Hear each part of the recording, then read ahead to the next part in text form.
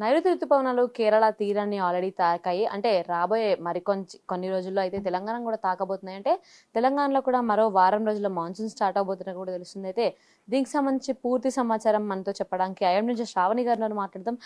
నమస్తే మేడం. కేరళ తీరాన్ని ఆల్రెడీ నైరుతి ఋతుపవనాలు తాకాయి.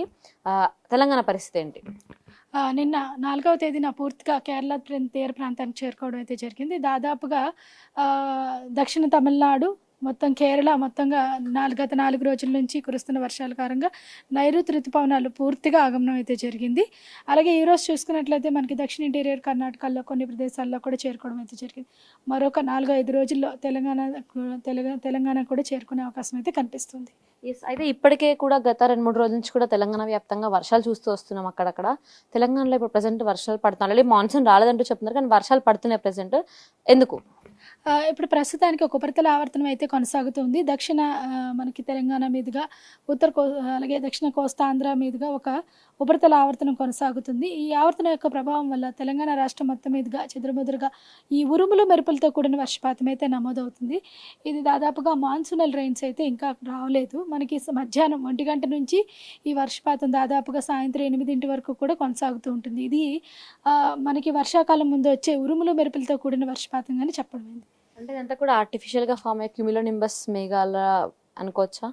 ఇవి ఆర్టిఫిషియల్ కాదండి. ఈ క్యూములోనింబస్ మేఘాలు అనేవి మనకి వేసవి కాలంలోని ఏర్పడుతూ ఉంటాయి. మనకి ద్రోణులు ఉపరితల ఆవర్తనం అంటే ముఖ్యంగా ఉత్తర దక్షిణ ద్రోణి కానీ ఉపరితల ఆవర్తనం అనేది సహజంగా ఈ వేసవి కాలంలోని దాదాపుగా ఏప్రిల్-మే నెలలోని వస్తూ ఉంటుంది. అది జూన్ మొదటి వారం కూడా కొనసాగుతూ ఉంటుంది.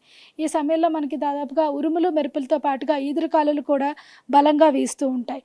ప్రస్తుతానికి తెలంగాణలో దక్షిణ మరియు మధ్య తెలంగాణ జిల్లాల్లోని అలాగే రాష్ట్రం మొత్తం మీదుగా అక్కడక్కడ ఉరుములు మెరుపులతో పాటుగా ఈ ఈదురుగాలులు కూడా గంటకి 40 నుంచి 50 కిలోమీటర్ల వేగంతో వీచే అవకాశం అయితే కనిపిస్తుంది. మేడం, మనకి మ్యాప్ ఉంది. తెలంగాణలో కొన్ని జిల్లాలకు ఎల్లో అలర్ట్ జారీ చేశారు. మోడరేట్ రెయిన్ఫాల్ ఉంది అనేసి.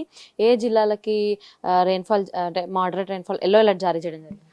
ప్రస్తుతానికి ఈరోజు చూసుకున్నట్లయితే మనకి నల్గొండ, అలాగే నారాయణపేట, మహబూబ్ నగర్, వికారాబాద్, సంగారెడ్డి ఈ జిల్లాలకి మనకి సాయంత్రం అంటే మధ్యాహ్నం 1 గంట నుంచి ప్రారంభమై రాత్రి 8:30 వరకు కూడా అక్కడక్కడ ఉరుములు మెరుపులతో పాటుగా 1-2 చోట్ల భారీ వర్షపాతం నమోదయ్యే అవకాశం ఉంది.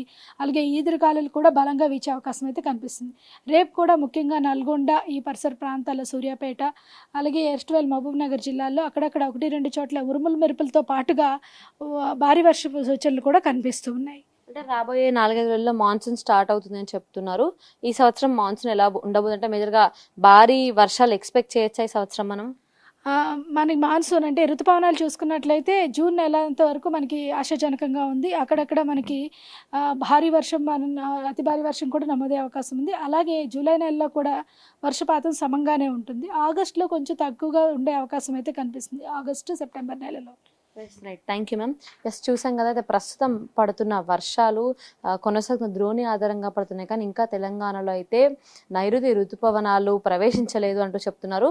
రాబోయే 4-5 రోజుల్లో అయితే నైరుతి ఋతుపవనాలు తెలంగాణను తాకబోతున్నాయి. అంటే దాదాపుగా ఈ నెల 10వ తారీఖు నుంచి అయితే తెలంగాణలో మాన్సూన్ స్టార్ట్ అవుతుంటే వర్షాకాలం కూడా మొదలవుతుంది అంటూ చెప్పడం అయితే జరిగింది. కెమెరా పర్సన్ పవన్తో Suchitha, reporting from IMD Hyderabad.